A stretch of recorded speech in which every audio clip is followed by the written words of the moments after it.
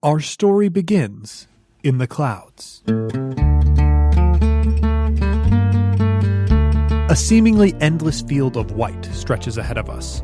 Moisture whips at the faces of people who bear the scars and lines of hard-won years. Light dances and prisms off droplets, filling the air with a dazzling display as they cut through the soft banks. Despite this, the men and women on the deck are focused solely on their work. Ropes tighten under the grips of calloused hands as a booming voice calls out over the deck for more fire. We cut to coal being shoveled into soot-black furnaces that have brilliant columns of fire blasting heat into a canopy, the scope of which is obscured by fog. Finally, the wooden bottom of a large ship cuts through the clouds above, and we get our first look at the Uhuru, a skyship, captained by the notorious Orimar Vale. We begin at the front of the ship, and I think looking off into the distance at the front of the ship, hanging off the side of one of the ropes, we find Jonnit.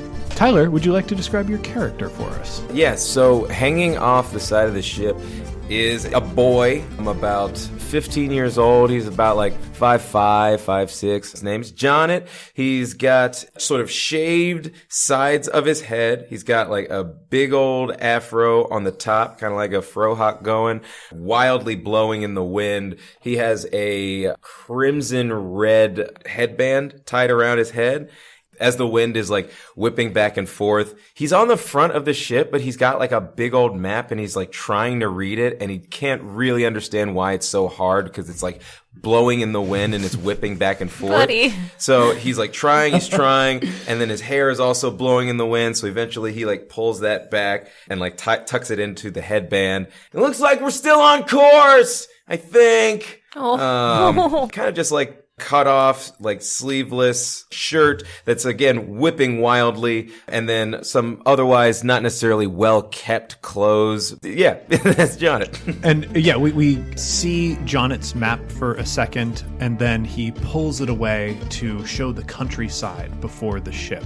We can see the long masthead stretching out in front over green, rocky mountainsides with rivers scattered around them, and very far off in the distance, miles away at this point, we can see the silhouette of a city. Jonnit turns back, shouting instructions to a man who's leaning over the side of the ship, trying to crane his ears to hear the excited young boy's cries. He turns around and then calls, with a lot of swears, I guess, with a lot of swears and linguistic shorthand, he calls back orders to Travis. What does Travis look like, and where is he sitting? I have a quick question. Speaking of swears, what is our swear policy on this show? In old campaign, we used Star Wars swears. Can we are we just going to make up Skyjack swears? Let's make up some Skyjack swears. I think we make up Skyjack swears. Yeah. Cool. And as far as our season, it is, unfortunately, winter. That's cool. So Travis is sitting on kind of like a bench along the side. Mm-hmm. He looks to be in like his late 20s, early 30s, but his hair is stark gray. And he's wearing what was probably at one point like a pretty nice, slick suit, but it's just definitely a little shabby, a little worn for the wear. And he's, of course, wearing some fingerless gloves. Yeah. Incredible. After hearing that order, you know, Travis, especially as someone who was not originally trained to be on this ship, mostly your job is running orders that cannot be heard across the ship. And because this is an order of heading, it needs to reach the ears of the captain, which means you need to bring it to someone else who's part of your conspiracy. So whom do you run to first with this order? I'll run to Gable. We see Travis cross the deck of the Uhuru. We can see dozens of men and women pulling on ropes, moving about large items on the deck, making sure everything is secure, and some of them running over to the side of the deck to grab coats as a chill fills the air the closer they draw to this city as you enter part of the world where winter is currently in season. You make it over to Gable. Liz, please describe Gable. Looking at Gable is kind of like looking at the magic eye. In total, it makes sense, but if you look at any part of Gable too closely, it doesn't make sense. They're a little bit too tall, a little bit too slender. Their skin seems as if you can see through it at sometimes. Overall, if you're not paying too much attention, Gable just looks kind of like an early 20-something young woman, but sometimes not. They have long, silvery braided hair that's all coiled up and tucked into like a really neat bun up top, like wrapped around. And they're wearing a very sensible, heavy leather coat that kind of distracts from how off-putting it is to look at them in the first place. I also think probably important for folks to note, Gable is 7 feet tall. Yeah. Yeah. Holy shit. Yeah. So Gable, including all of this magic eye stuff that sort of distracts anyone that would be looking at them, Gable is also just a tremendous physical presence. How tall is Travis? Yeah. Oh, I mean, 5'11". Yeah. We had to install a lot of pool noodles along all of the the ceilings, like whenever you enter a room, so you don't bump your head. So you bring this heading to Gable. Gable Bends down to here. Yeah, exactly. You know that the heading is true and that probably within an hour or so you will be upon the city, which means that you have to take this information to the captain. And that means you have to take this information to Dref.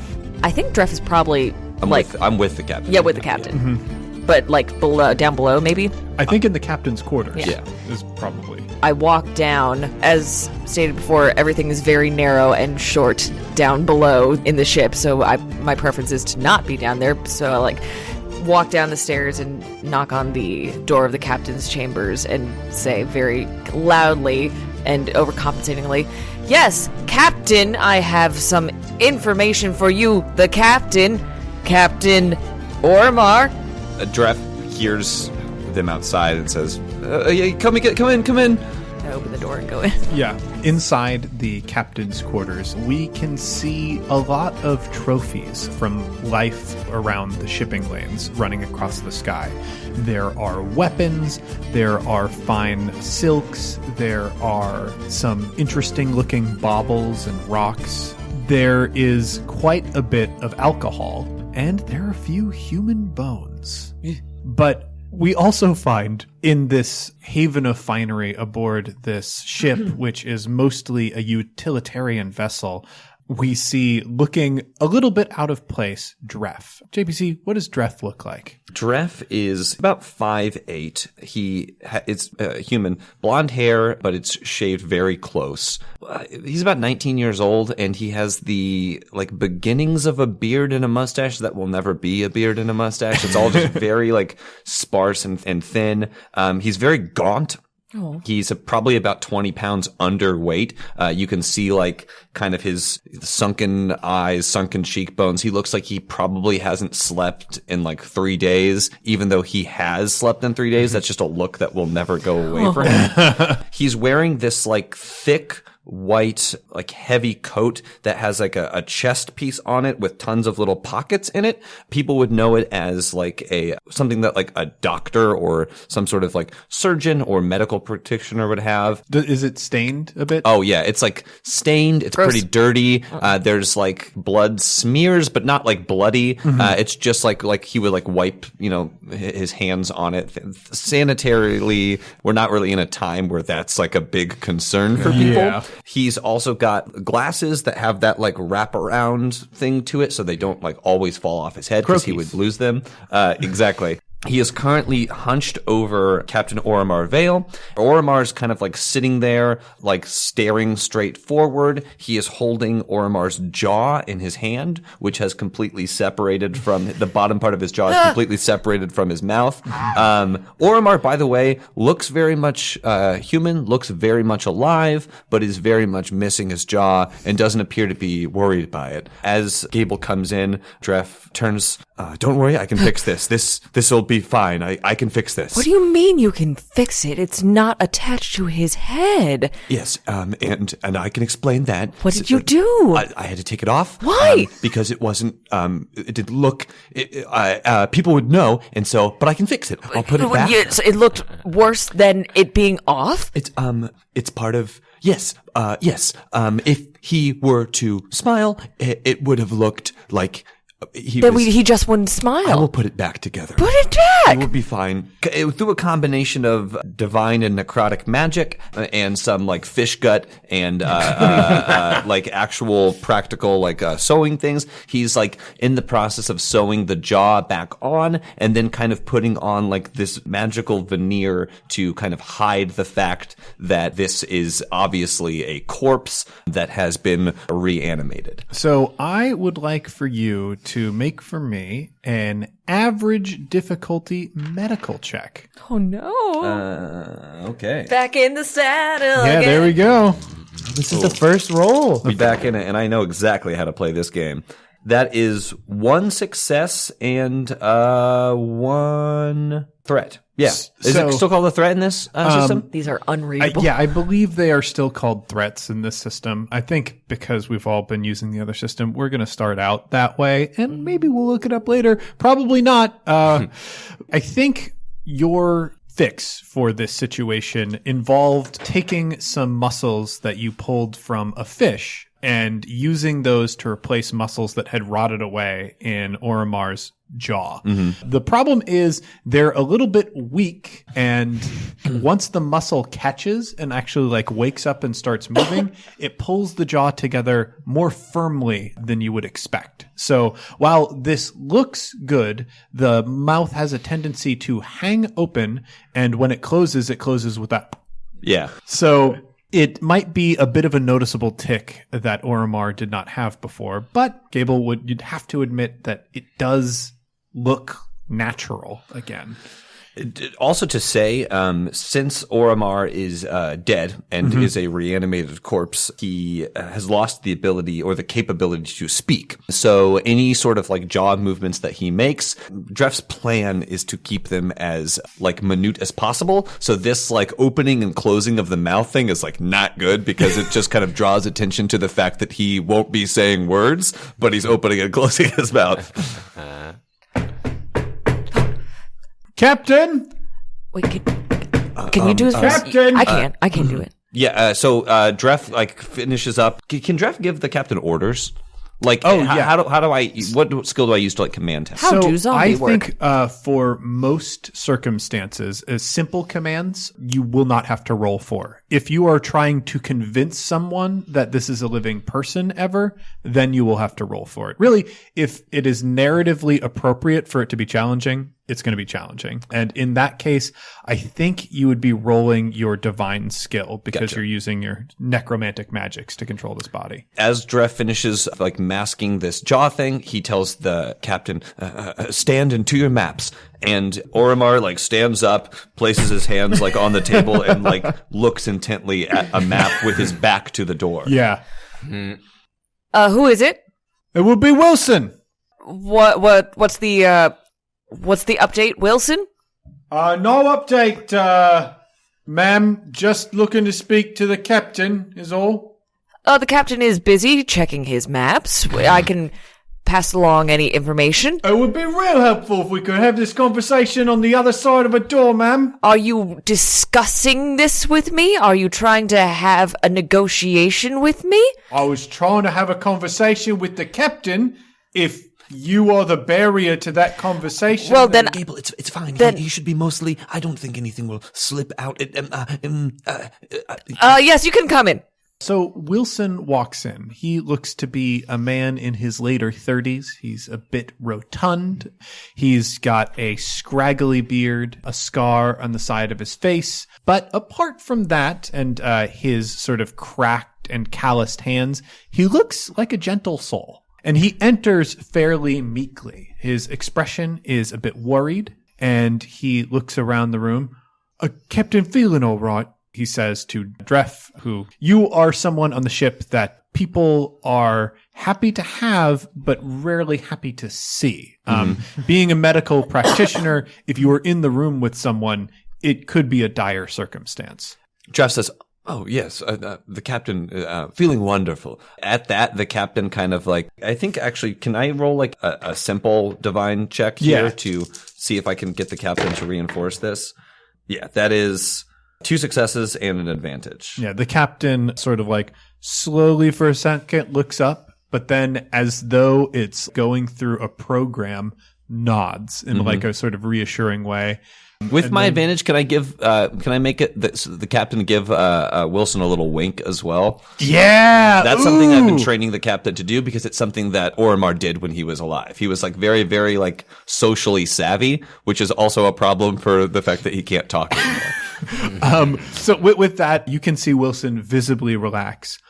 So we drew straws and I came up here because some of the men and women are a bit concerned about the fact that we don't have any cargo, and we was hoping that we had news about picking up some cargo at this port maybe, and we just wanted to see if that was the expectation. Seen a few ports, unloaded some cargo, which everyone appreciates, I'm sure. It's just that if we don't negotiate to pick up new cargo, we don't make any money, and that's how we eat. Well stated, Wilson. He sort of like relaxes. You can tell he is physically intimidated by Gable in every sense of the way, especially because you are now like looking down over him inside this room where you basically scrape the top of the ceiling with your hair every time you're walking around. The captain, his like kind of hand like grabs like a stack of papers and then hands them to me. Oh, excellent. Yes, Captain. Wilson, the captain wanted you to do a thorough inventory on what we still have left in the holds, so we can know what we can accommodate with a new shipment. Of course. I'll get this down to the people in storage right away. Thank you, Captain. Dref?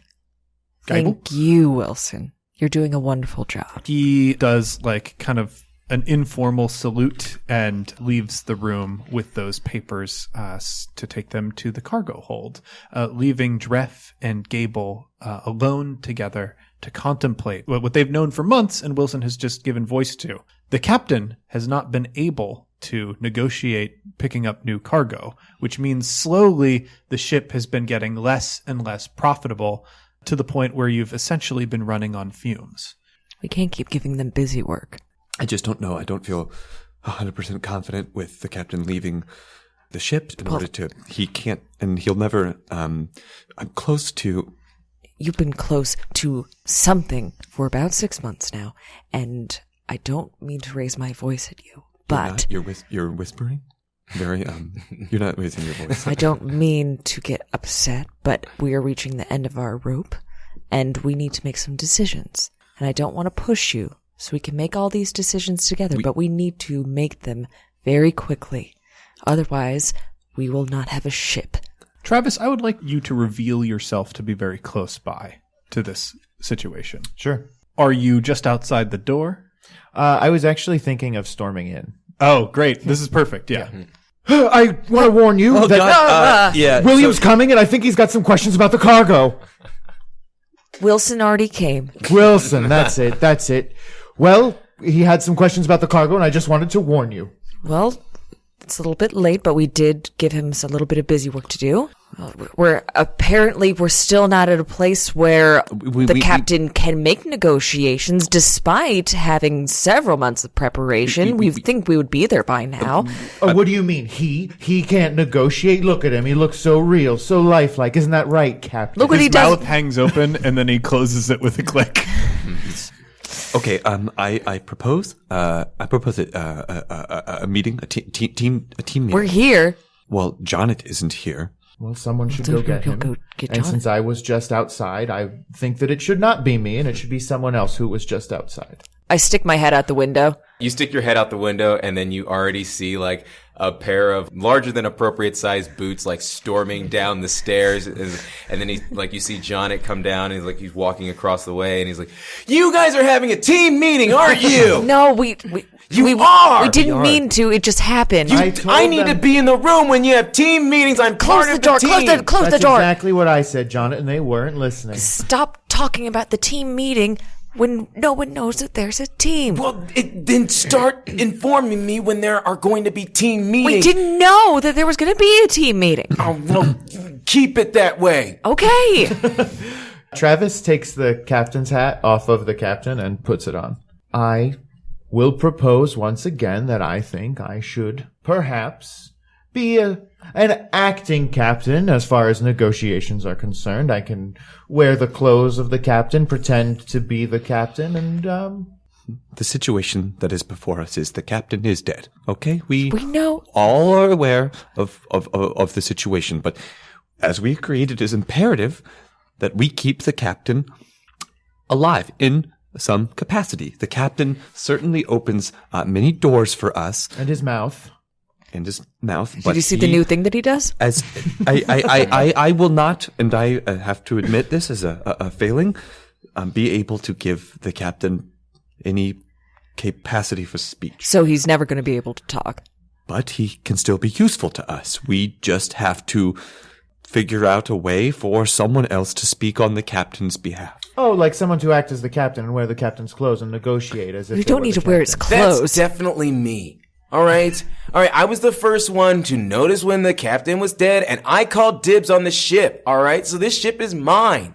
I'm the captain. Give me that hat. Dibs. Makes for the hat. So Dibs notwithstanding. one of the things that sort of strikes you with Jonnit's outburst and Travis's insistence that he be the captain is that Jonnit is the only one with dark skin like the captain. Even if Travis were to wear the captain's clothes, if he were to try and assume the captain's identity, it's probably not going to work out. Though undeniably, Travis is probably the most skilled in negotiations of the group.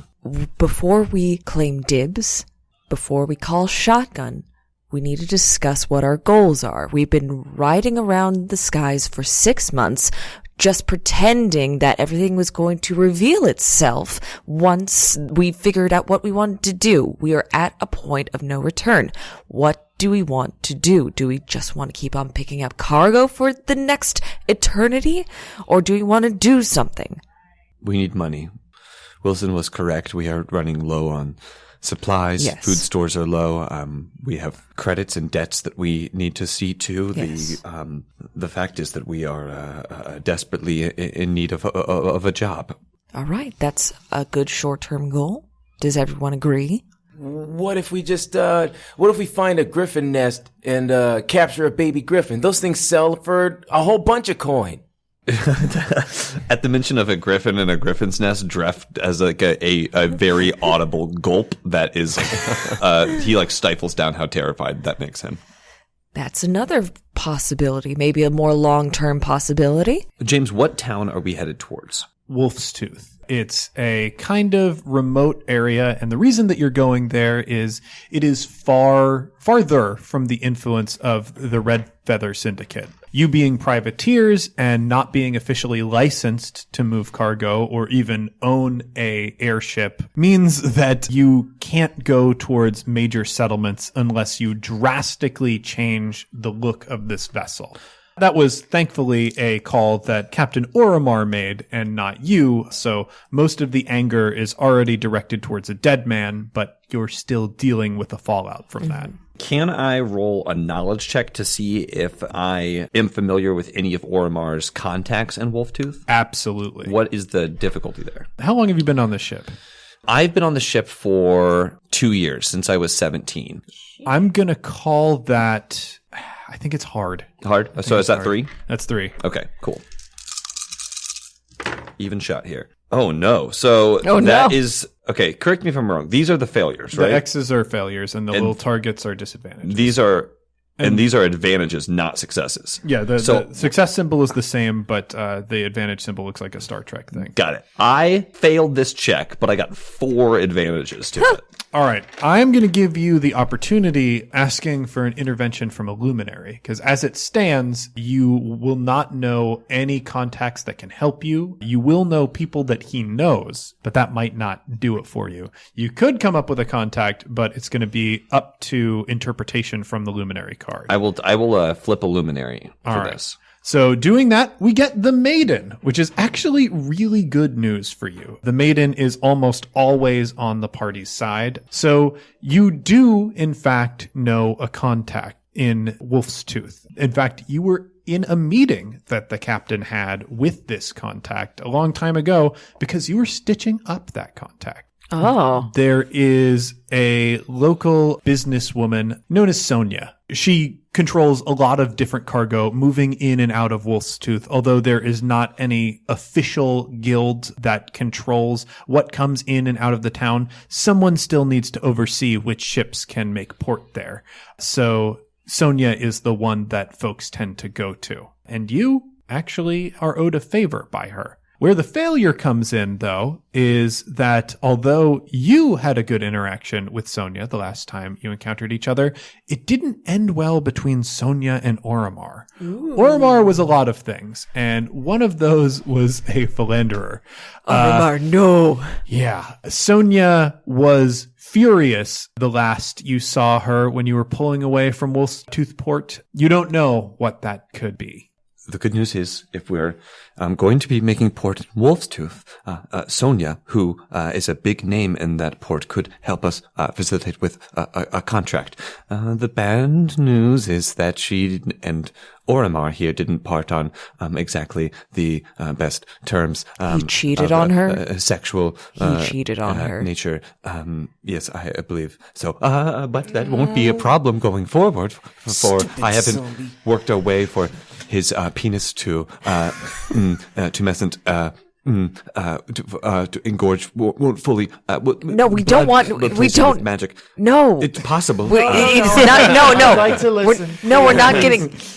I mean, with time, I could, but not before we make it to port. And we're not. I'm telling you right now, Orimar is never going to engage in sexual congress from now on. You don't need to worry about that. Okay, I'll put it on well, I think we should bring it to a vote. Are we, whether or not we're going to allow the captain to have sexual relations? And not necessarily with Sonia at this stay, but at some point in the future, I think that we should set out some ground rules now as to whether or not the captain will be allowed to. There are practical reasons why it could be advantageous to us, but just purely from a standpoint of keeping it would be very difficult to achieve an erection lasting longer. Just so I have all of the information before we do cast this vote, what is the probability of, if sexual congress were to be able to take place, that the captain could impregnate someone? No. And then would the baby be part dead already? That would be a zombie that'd baby. be cool. No, I agree. It would be very cool. I don't think that would be cool at all. So, I don't Gable, have a way for that to work. You have been opening yourself up to new ways of thinking for the past long time. So there are a lot of things from your previous life that you're sort of willing to disregard. However, there comes to a certain level of heresy that stretches your nerve to the very end, and you're sort of feeling a bubbling rage sort of rise up in you as Travis very casually discusses some horrific things. All right, so maybe we take a step back and just say, not even particularly this zombie, but who would be in favor of, at some point, perhaps getting bussed by a zombie? No. I'm out. Not this zombie in particular. No. We are going to talk about this contract, and that is it. There are many bridges that you have yet to cross, and I don't think theoretical discussion is a good thing to be doing at this moment, and also, it's gross. To be clear, I couldn't do that. I don't know how. I wouldn't know how to. Well, don't I'd get bussed by a zombie. No, stop it. To make him bust is. I wouldn't know how to. I would affect some sort of Stop. facsimile of semen could My be arranged. vote is no. Okay, that's one no vote. Thank you for your participation. I think, Liz, I would love to see some sort of intimidation made. Tell me how. I believe coercion is on your character sheet. Yeah, it's one of those versus one purple die, and I would like to add a blue die because you are so very tall. All right. This is a failure? That is a disadvantage. Disadvantage. And the little triangle thing cancels it out, so you just got 2 straight up successes. 2 successes. 2 successes. So I think when Gable says no, their voice thunders through the cabin, and they bring a fist down on the captain's table full of maps. Some of the baubles on that table rattle. And it's not even a rattle with a pounding of the fist. And Travis, I think this is what disturbs you most. It's a rattle that their voice has when it resonates with the other objects in the room. The room fills with this command. Although you delight in stringing people along and teasing, you viscerally want to stop in this moment. Okay. We will vote on whether or not the captain will bus anyone later. May I make a suggestion?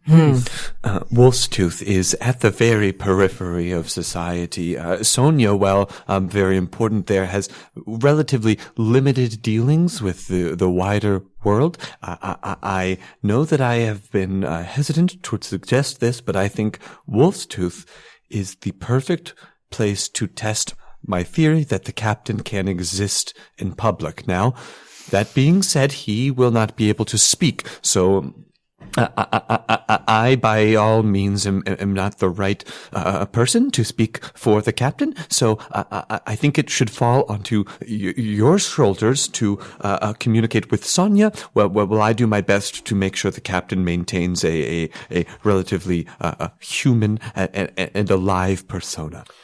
Are you suggesting using the captain like a puppet, and you'll make his mouth move and one of us will say the words? No. I am suggesting that the captain takes a strong, silent, and lets his crew speak for him. He may even have appointed one of us as his negotiator. Mine sounds more fun, but yours makes more sense. It does make sense. Will we all go to meet Sonia? I would, yes, advise that. Gable, you would be useful to be there, as your presence is somewhat commanding. Say it. And intimidating. What, intimidating? More. You have tall aura of you. I should be there. Handsome. Are you attracted to me? We can see sweat forming. I should be there as well to maintain if anything does go wrong with the captain. And now say good things about me. Travis, I believe we will need you because you have a certain knack for dealing with people. Oh, me? That's Are you attracted to Travis? That's not a no. And Jonnit, I believe that I'm a natural leader. I was about to suggest Then it's the settled. same. You'll give me the captain's hat and we'll touch down. But might I make a suggestion? The captain, as we all know, was very generous with the love that he had to sexually give specifically to women. This is why we should have voted. It's not unheard of that the captain may have had Many dalliances in Wolfsbane. All right, and that's true. potentially children. Oh, It may be something that we have not been in Wolf's Tooth for over a year. If maybe one of the captain's sons came aboard the ship, we could use that as an opportunity to have the captain have a new mouthpiece as he is training one of his children to take on his stead. I gotta pretend to be the captain's kid? This is a suggestion. Looking Jonnit up and down, what do they see in you? This is, I think, the first time that this group, or maybe even anyone aboard the ship, has looked at you in an appraising way, apart from when the captain first looked you over before taking you on as a hand aboard the ship. You've been on the ship for how long now? Not very long. Jonnit's kind of been bopping around, probably pretty close to like around the time when Orimar actually did die. It was like it feels like maybe like a couple weeks after he got on board. Okay. And he was just kind of like, he's gotten into this inner circle just kind of by being the guy by being in the person room. who is at the right place at the right time. Yeah. So yeah, when they look at you now, a 15-year-old who mostly had a job of spotting things because your eyes are better than most of the older folk on the ship, whose job really for a long time has been learning basic things. I think you've settled a little bit into your role now. So what do they see when they see you?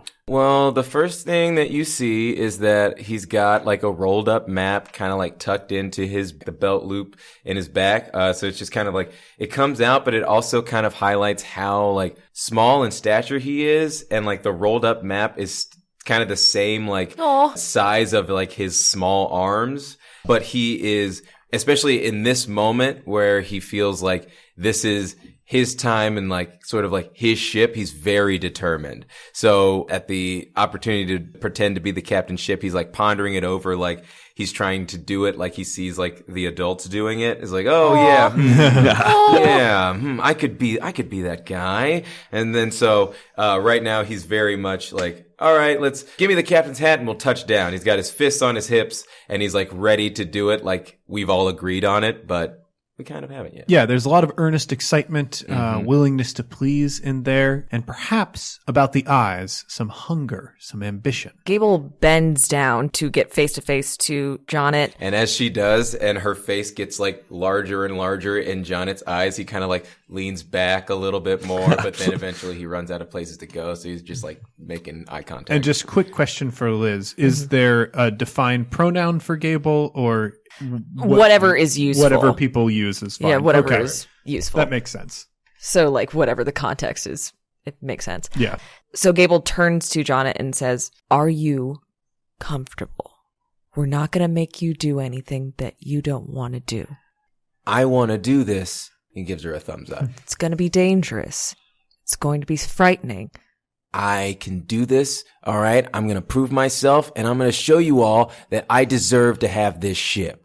Okay. And as a general warning for all of us, well, you have certainly given me leeway with the necromancy that I've practiced here.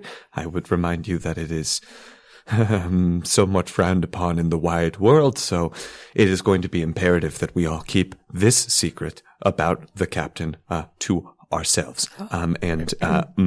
If something were to happen that would betray his true nature, we all have to be on the same page with protecting that secret. Done.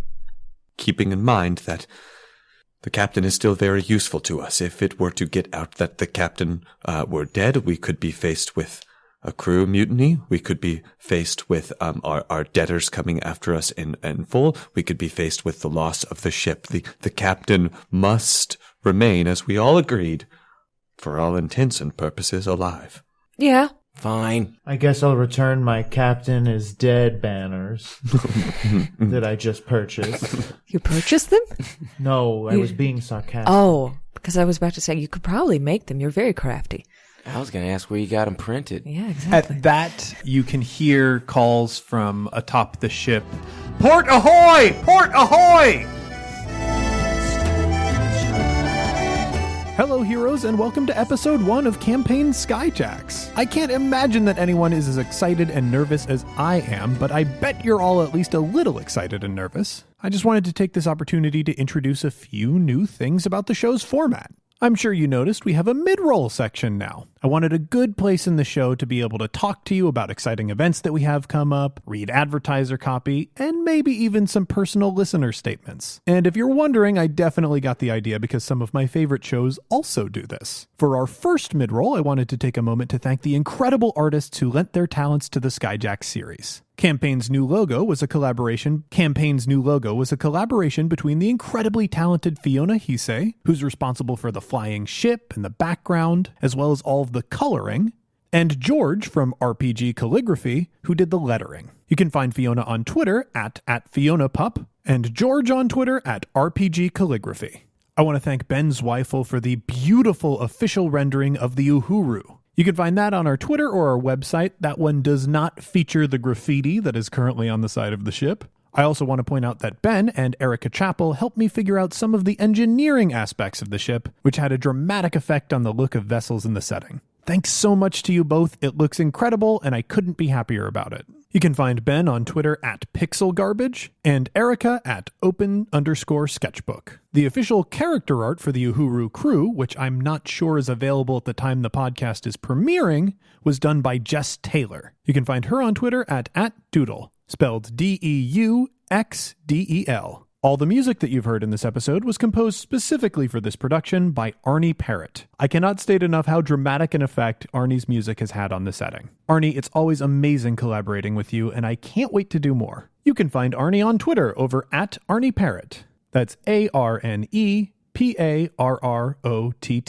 I also want to take a moment to thank the Decemberists and Keith Baker. When we were creating our setting and characters, we looked heavily to Decemberists' music for inspiration. And Keith, along with Together Games, was kind enough to allow us to incorporate Illimat directly into our setting. If you haven't already, I recommend you go out and pick up a copy of Illimat. It is my favorite card game, and if you play it once, I'm sure you'll instantly understand why I decided to build a setting around it. I also want to thank the heroes who created fan art, fan fiction, and fan music in response to their preview of the first episode. The whole cast has been really nervous about putting together this show, partially because we put so much of ourselves into it. Seeing what you created in response to the show that we made filled us with confidence. I can't wait to show you all the things we have in store for you.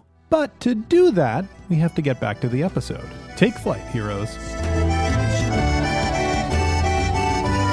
And there's a lot of sort of excitement. And Gable, you know that this means, especially because Wolf's Tooth is a smaller port, that someone needs to be sent down to negotiate pulling in. Mm-hmm. In certain cases, that can mean rent. So they need someone to take a bird down. And they'll probably be looking to you. Okay, so when, like, we hear the port ahoy, mm-hmm. like, Jonnit very much, like, perks up because he knows what's about to happen and he knows that you're about to, like, get on a bird and fly down and he thinks that's so awesome. So he's just, like, getting really jazzed about that. Gable hears it and then just looks at them, gives them a little smile, the only smile that they've smiled today. And then, once again, jumps out the window because I think all the birds are, like, in a little hatch on the bottom of all the ships. Yeah. So I swing down and then kind of like selectively go through all of my racks of beautiful big birds. Yeah. We have you go out the window over the side of the ship. As you swing down, we can see the bottom of this ship. And when we do, we see lots of holes from various cannon fire that have been patched up. We see arrows sticking in the side of the ship, mm-hmm. some harpoons, various different kinds of weaponry that you've just not had time to remove and repair. And we come to the avian cages. Mm-hmm. Liz, what does the bird that you're selecting now for this trip look like? So I think I have 3 separate birds for my purposes. I think 3 birds that could possibly carry you. Yeah, there are, and they're like for different purposes. Like one's definitely a warbird mm-hmm. for fighting and like diving very much, one of the more raptor-like. And then there's one for speed, and then there's one for showmanship. And I think I'm doing the one that's for showmanship, and that's probably going to be... I think it's a peacock. Oh, peacocks can't carry a 7-foot tall... Well, I mean, no bird... Liz? That's the thing that's going to get me caught up and take me out of the world. How many birds can carry people? That's not so yeah, it's a giant... This is a large peacock. Yeah, it's a giant peacock. I think Orimar is exactly the type to... Yeah. Unless you had a better idea. Oh, no, that makes sense. What if it's a white peacock? Yeah. A nice, beautiful white peacock. And what am I calling it? What's its name? I think they all have human names, for sure. Mm-hmm. Luke Cage. I think this one is called Lucas, for sure. Lucas. Oh, I love it. Lucas, my fancy bird. We can see in the shadows of these cages that are sort of like at the bottom of the ship. You're on the outer edge of this cage and like you can see a head just sort of pop in the jerky, quick movements that birds tend to make mm-hmm. Around the corner out of the shadow. And it gets a look at you mm-hmm. and we can see its beautiful white plumage. Beautiful. It sort of lets out an excited squawk. Oh. And you open up the bottom of this cage. It swings open.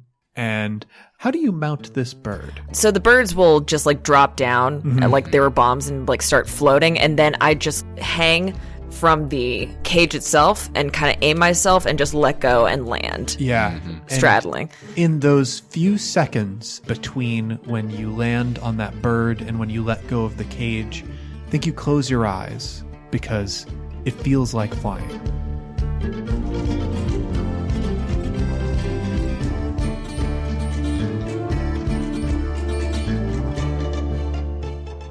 And then the memory is gone, and we can see the bird flying away from the ship. And now, for the first time, we see in full relief the Uhuru.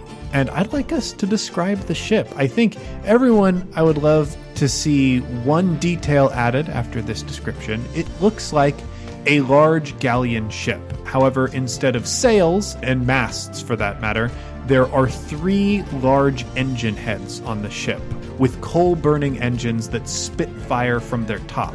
Above those, we can see a large balloon shape for these white sails that each have a red stripe running down them. They fill up this striped balloon as it floats down towards the earth, but I'd love to hear more about different things on the ship. I feel like Jonnit has kind of taken advantage of this already, where it's like normally at like the front of a ship you might have like some kind of like decoration, like a statue of like a lady out front, but this ship had one of those. It was blown off through like some encounter that it had eons ago, and instead it's like the mermaid lower half of this thing. The top half is completely blown off, but it's just done it in such a way that it's kind of flat enough that Jonnit is able to like sit out on the front, and that's his map. That's so cute. So yeah, we get the camera like sweeping into that area of the ship where we can see Jonnit perched there, like peering at the horizon and watching Gable swoop down atop Lucas. Yeah, I'm sorry. The ship has no formal like weapons on it, like for any sort of like ship-to-ship combat. Ooh. What it does have is it has these 2 like massive pieces of machinery on that. Each one of them, they're like gunnery cannon in look, but they're like full of like gears and mechanisms. They have like a swivel so they can rotate, and they're on either side of the ship. Each one of them has like a 3-pronged kind of like ballista bolt that can hook into the side of other ships and shoot lines, so that in ship combat we can like basically hook into another ship and then board their ship by sliding down, or climbing these ropes to the other ship. Something that Dref is deathly terrified of, but he knows about it only in the way that he gives those machines a wide berth when he passes them. The hull and everything is it wood? Are we going to say it's wood, I think? Yeah. But I think along the bottom there's kind of a ridge that's made of some kind of metal, and it's sort of toothed ridge, so that, if need be, if we're not looking to board a ship, we can kind of fly over it and scrape. If we scrape the top of their balloons, it can it's grease. puncture them. Oh, it's grease. That's cool. Oh, I love it. Oh, wow. Yeah, so it's like a below-the-ship battering ram or balloon. Yeah. Just cutting. That rules. I will also say that probably the reason why that is so effective is because the material that the balloons is made out of, what did we say that material is called? It's called featherweave. It's called featherweave. Featherweave, not only is it like lightweight and allows for like to trap air so that you can rise, it's also very strong. So traditionally, like if you were shooting like bullets or anything less than like huge cannon fires, it'd be very hard to pierce this material. I like it. So I think this ridge has a lot of nasty, gnarly like teeth and ridges on it. It looks like a really rough saw almost. Very cool.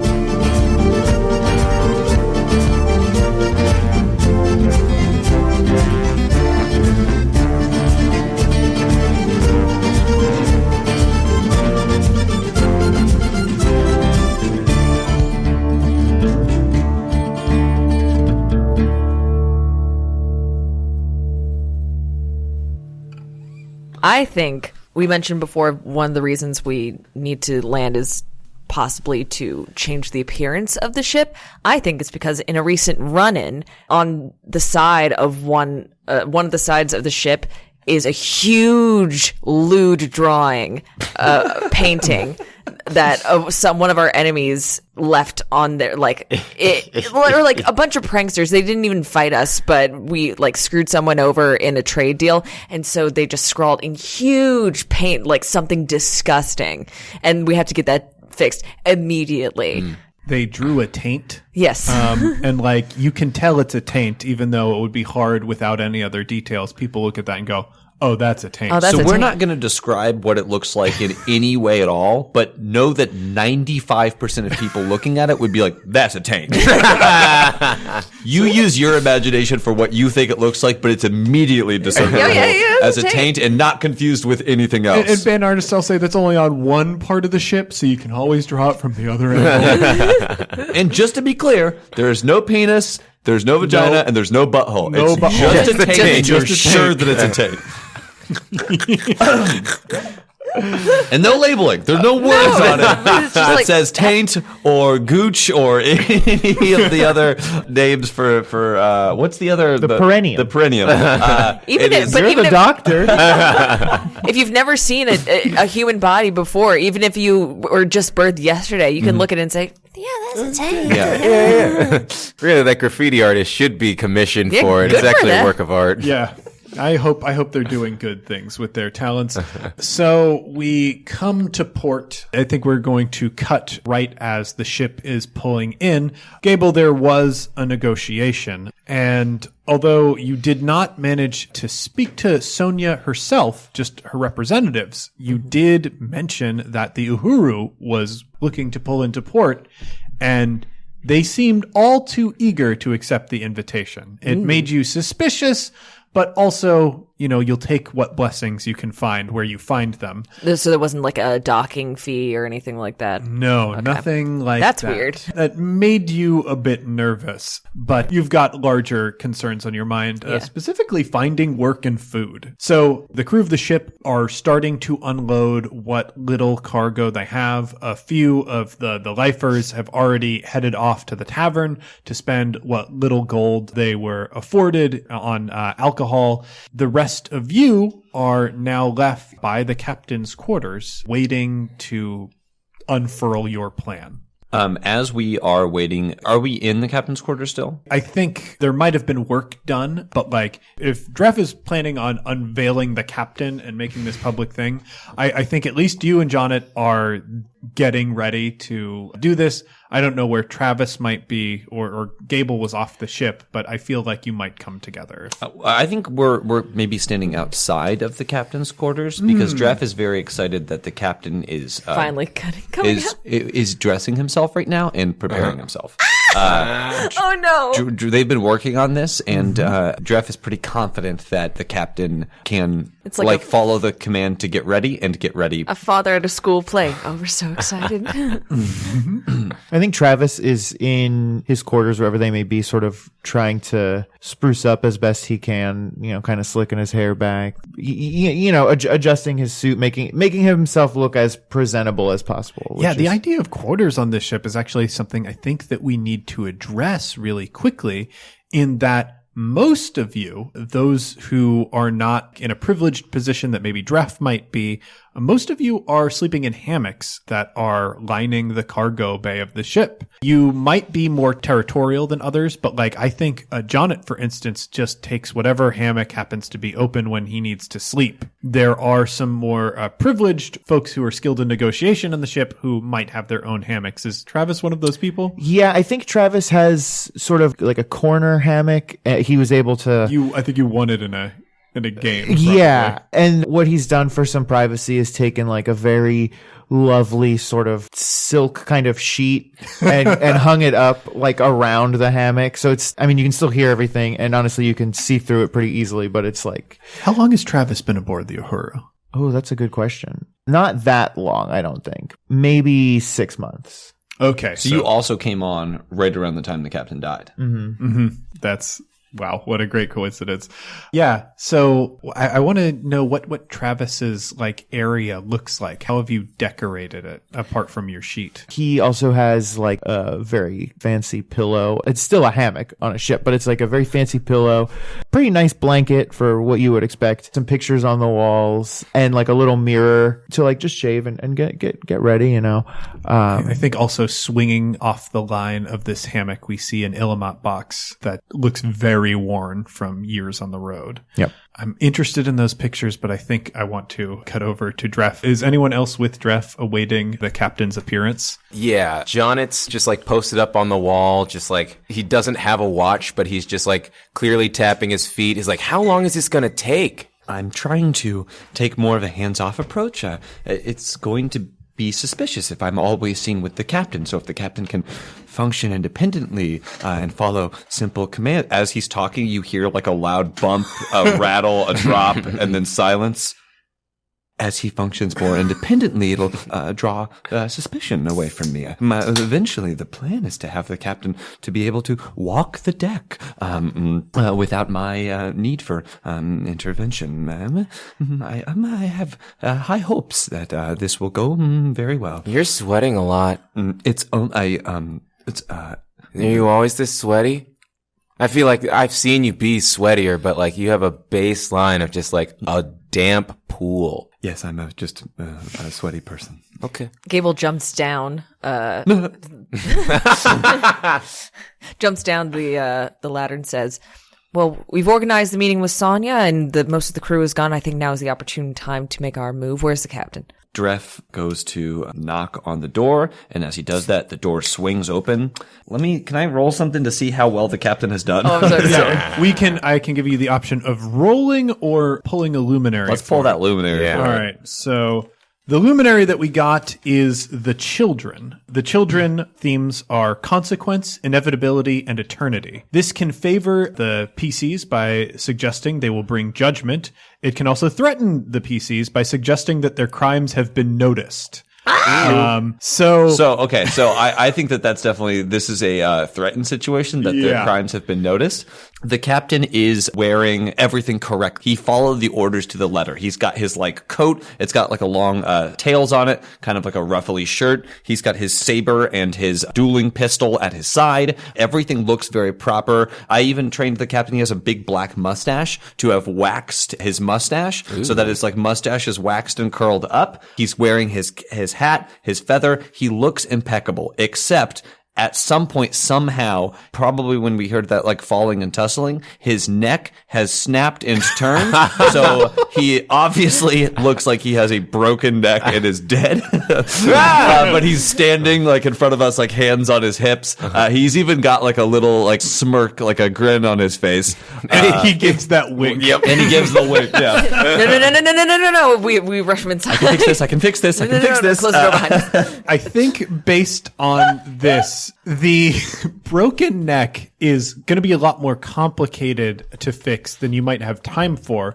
But thankfully, all it really needs is to be stabilized. Well, so it's winter time, so it's expected that it's going to be a little colder, and the captain has furs. Yes. So while he can't totally fix the neck immediately, because that will take time, he does his best and covers it up with like just like a big fur shawl around or a big fur like jacket around the captain's neck. So it's not as noticeable that his neck looks snapped. Yeah. God. I will say this fur looks incredibly noticeable. I think the outfit that you had picked out for the captain was very dignified and like sort of projected this air of authority. It's, I think, one of the things that Dref silently thought, given the captain's resources, he would always be able to dress better. And this proved it. This fur is very incongruous with the rest of that outfit. Yeah. And it shows, but also that neck is not wobbly, so it will be useful. Mm-hmm. The process takes refinement. This is a trial run. We will. I think so. I think we'll. We don't have a choice. This is what we're going to have to work with. So the captain climbs up the ladder and kind of like for the first time in a long time is out on like the main deck of the ship. There are some more, I won't say that the captain has a particularly loyal crew. I think Orimar in his prime ruled through authority and fear more than anything else. But there are men and women aboard this ship who look to the captain as a source of authority. Seeing the captain emerge once more, they're comforted because in the last few ports, the captain has not left his quarters at all. And that was a cause of worry.